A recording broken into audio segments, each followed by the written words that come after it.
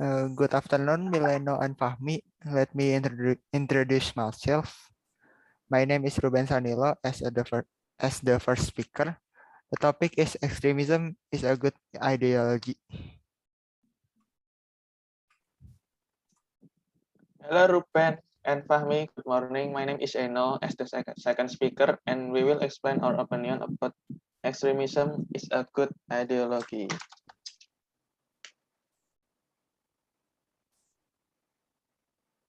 Hello, Ruben and Eno. Good morning. My name is Fahmi, and I will explain our opinion about extremism is a good ideology. In my opinion, nobody is born an extremist. Extremism has no religion, race, gender, or age. The road to extremism has three drives: ideology, economics, and politics. Extremism is a vocal or active opposition to our fundamental values, including democracy, the rule of law, individual liberty, and respect and tolerance for different faith and beliefs. Yep, nobody is born an extremist, Ruben. Most people in the world have something that has power over everything and has the highest controlling power. But few people around the world, there must be someone who has fallen in the extremism. And the main cause of that is the environment. Yeah, true. But in a side, no one is born as an extremist. Most people or young people are involved in extremist or radical group, and terrorists are mostly from unhealthy relationship. Not all people who are, say, fanatics or are violent are extremists. Similarly, not all extremists are fanatical or violent. Extremism and terrorism are not the same thing. I don't think so, Ruben. I think extremism and terrorism is the similar thing. Terrorism is one of extremism. Even more nowadays, terrorism often called as hardline. In this context, they focus more on religion than would they think their ideology is true. I also think so. Moreover, the issue of division in our country is growing along with the times. This can be occurred in our country in the past year. Problems that are often faced in Indonesia are ideology issues, be it political, social, or religious ideologies. And in addition, several individuals also mentioned that there are two dangerous ideologies in Indonesia, namely religious radicalism and secular radicalism or terrorism. Some extreme ideas, theories, and opinion are true. Some extreme attitudes and emotion are quite appropriate. There is no necessary association between extremism and violence or extremism and unreasonableness. Not all people who are, say, fanatics or violent are extremism. Similarly, not all extremism or fanatical violence or violence. Extremism and terrorism are not the same thing. Oh, if you think extremism and terrorism are still not the same things, it's okay, Ruben. I appreciate your opinion, Ruben. Outlook is not the same. I think that kind of thing can change someone's views. And other people's views of extremism are mostly more inclined towards negative things.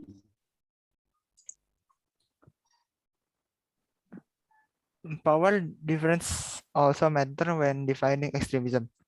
When in conflict, the activities of members of low power group tend to be viewed as more extreme than similar activities committed by members of groups advocating the status quo. Low power groups are more likely to employ direct, ep- episodic forms of violence, such as suicide bombings. whereas dominant group tend to be associated with more structural or institutionalized forms. Yep, it's true. Usually, low power groups aren't the pawn of the group who has higher level. This extremist group has developed into one movement. Various radical groups like that have emerged. For example, the group is ISIS and the others. On other hand, the expression of freedom in certain has led to dispute and conflict, then can disrupt social harmony and national integration. In fact, modernization does not always lead to positive condition, but can also lead to negative condition. Although in certain cases it can be very subjective. This activity can be carried out individually or in groups, such as in the form of organization and mass organization, as well as primordial groups such as ethnic and regional.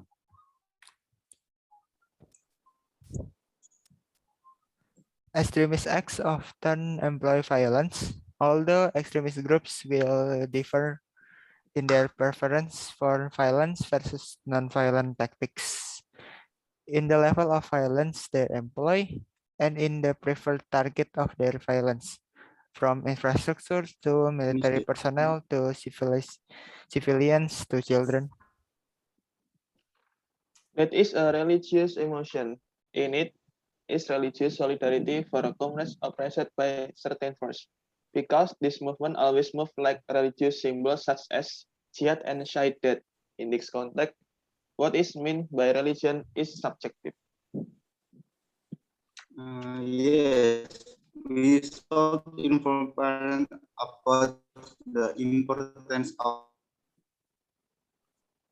early education and direct young people to do positive activities to avoid violent extremism. It is important to recognize that they may be conflicted or ambivalent psychologically as individuals, or certain difference and conflict within their groups.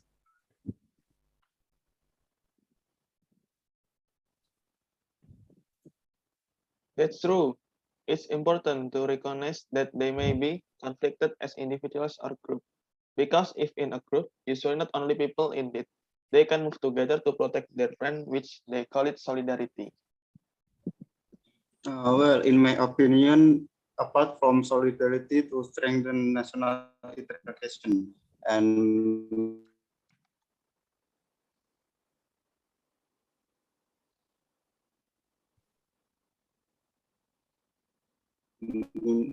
minimize the emergency is of these foods.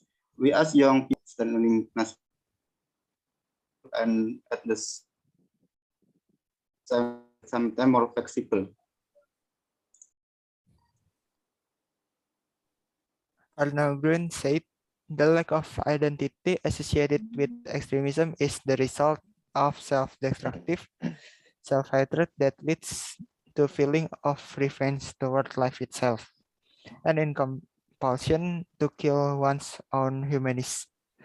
Extremism is seen as not a tactic nor the ideology, but as a pathological illness which feeds on the destruction of life. Coach saying that I think extremism doesn't arise from a vacuum. In social life, extremism is a thing that is caused by many facts, such as religion emotions, cultural influences, and something else.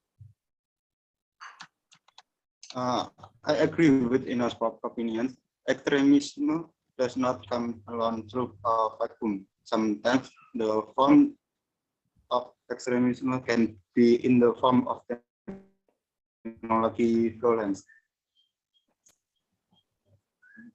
In a 2018 study at University College London, scientists have demonstrated that people with extreme political views, both extreme right and extreme left, hack significantly worse metacognition or the ability of a person to recognize they are wrong.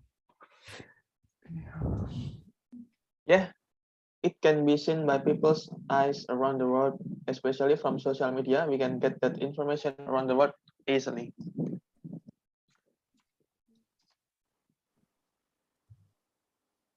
Yes, with today's development, we can know things like this easy via the internet. So my advice is to be careful when using technology.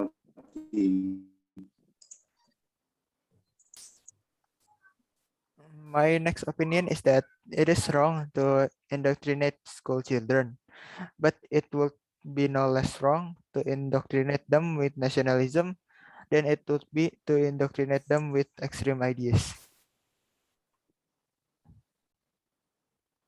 Let the school children study comfortably and be accompanied by good moral education by the teacher and people around him or her.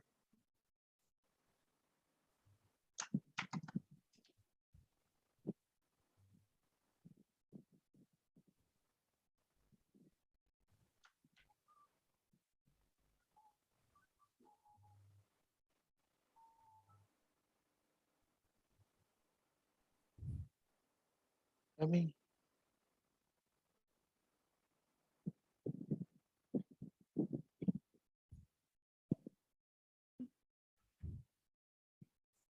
Well, it has to be from us to dedicate it to students so that they don't take the wrong step.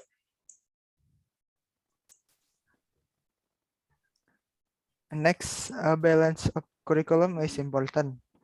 So we should not be afraid to expose school children to ideas that the government might consider to be intrinsic to national values should be central to education. there are various ways to prevent extremism, Ruben, such as minimizing social inequality, supporting peace action, filtering information we obtain, and other more. And one more thing, in my opinion, in order to avoid the culture of extremism, that is with self-awareness, because the only thing that can change ourselves is ourselves. Input from other is only a motivation. Okay, that's all my opinion. Thank you for the discussion, Mileno and Fahmi. Yo, you're welcome, Ruben. Thank you for Fahmi too. You're welcome, Rupen. Thank you for Enu too.